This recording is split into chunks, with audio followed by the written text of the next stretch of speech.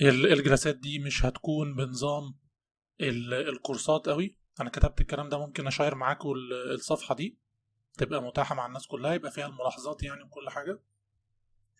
دي اول محاضرة لحد ما ممكن الناس تتعرف على بعض، او تدخلوا بالمايك، اللي حابب يتكلم يقول هو مين او بيشتغل فين او اي حاجة زي كده. وشوية وهنبدأ. بس بشكل عام الاساسيات ان ده مش كورس، مش حاجه يعني بريميوم او للناس اللي عندها خبره في اي دبليو اس ومحتاجه تعمل ابلكيشنز او حاجات زي كده.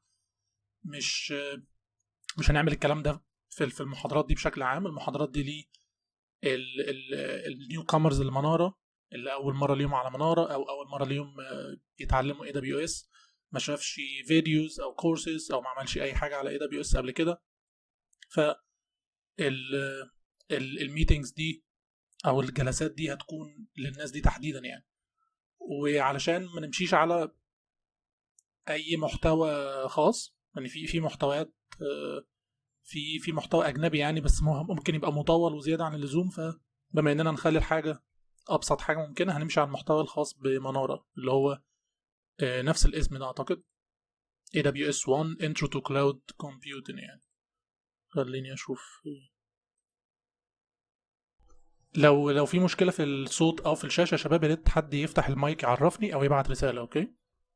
كنت بقول الجلسات دي هنعملها بشكل خاص للي ما يعرفش اي حاجه تخص AWS، او للناس الجديده على مناره، مش للناس الاكسبيرينسد او الاكسبرتس او اللي بيعملوا اوريدي شغل على AWS. اوكي يعني. فالنظام هنا مش نظام كورس مثلا ان حد اوريدي عنده 20 30 سنه خبره وجاي يقول شويه حاجات معينه في نظام يعني دروس وكورس، وبعديها يمشي خلاص نظام يوديمي وكده.